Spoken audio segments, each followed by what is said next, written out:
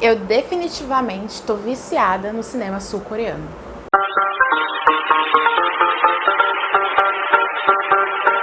Oi gente, tudo bom? Eu recentemente assisti a estreia do finalzinho de novembro na Netflix, que é o filme A Ligação, ou como é vendido internacionalmente, The Call. É um filme sul-coreano que me chamou a atenção de uma forma muito estranha. Eu só vi que era um filme sul-coreano, eu falei, eu gosto de filme assim, vi que tinha uma pegada de suspense e terror, eu falei, eu adoro esses temas e bora assistir. Então eu não assisti nem ao trailer do filme, eu não tinha nem ouvido falar sobre ele, eu não tinha visto nem a sinopse do filme, assisti e eu adorei. E eu vou te falar que eu acho que eu gostei mais ainda porque eu não tinha assistido ao trailer antes. Esse filme, na minha opinião, ele mostra uma dessas tendências que pra mim é muito ruim do cinema atual, que é revelar informações demais nos trailers.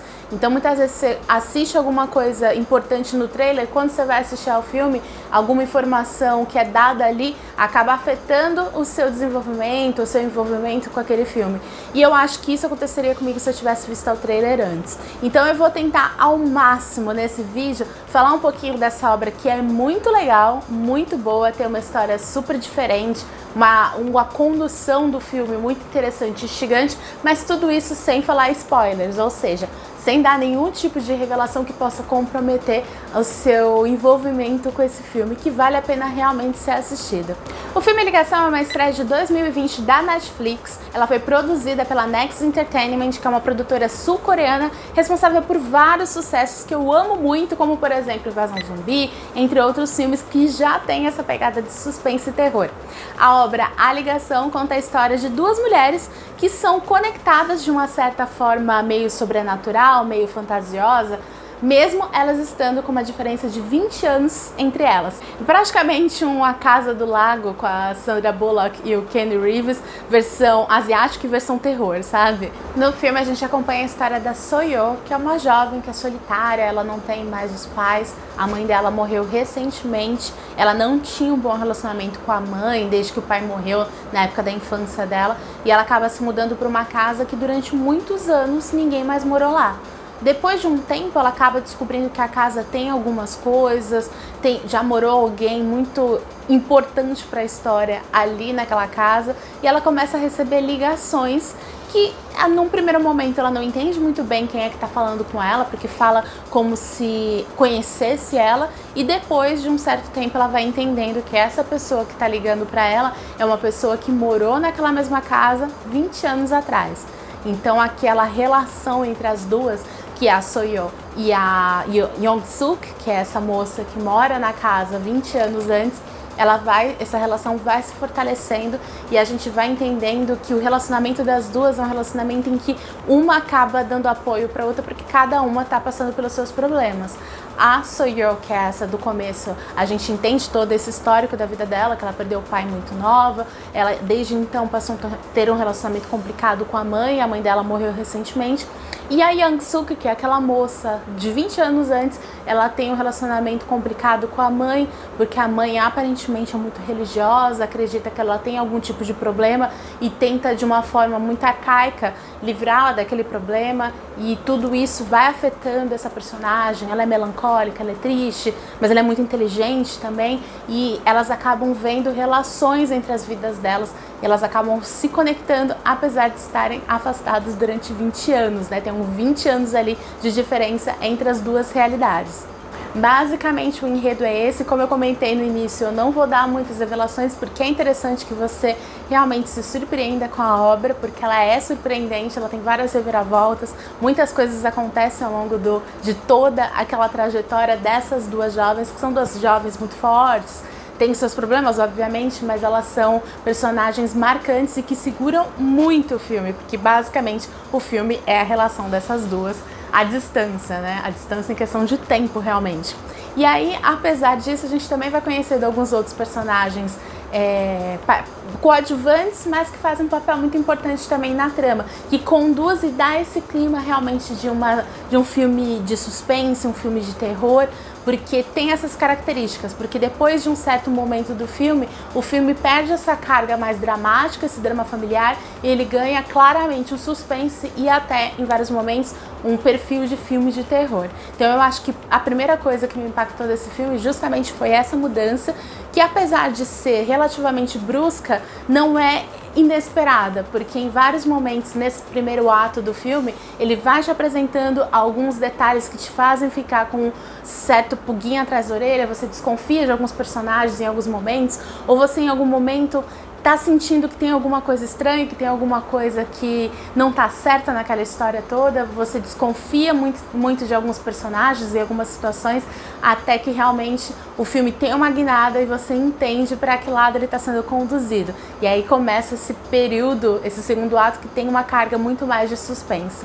E aí no terceiro ato, que seria quase a conclusão da obra, aí realmente se intensifica essa questão do terror, você realmente sente aquela coisa do ataque iminente, de estar o tempo todo correndo algum tipo de perigo, você se sente tensa pelos personagens que estão participando da obra, e eu achei isso muito legal. Realmente os asiáticos, e em especial os sul-coreanos, têm uma habilidade muito grande nessa questão de contar histórias. Eles sabem conduzir todo o trabalho de uma forma que te prenda do começo ao final. Em nenhum momento o filme ficou cansativo, o filme ele tem uma condução interessante, então realmente gostei muito nesse critério desse filme A Ligação. Uma coisa também que eu amei nesse trabalho é que, apesar de ter essa questão de viagem no tempo, né? Na verdade não é nem viagem no tempo, eu acho que é mais a questão de realidades paralelas, em que a gente acompanha duas histórias que estão conectadas, que são simultâneas, mas estão acontecendo em tempos diferentes. Mas apesar de ter essa característica, ele não tem uma pegada de série de ficção científica ou uma série de fantasia. Ele é basicamente uma história real, como se fosse uma história real. Ele é conduzida de uma forma que não te dá explicações.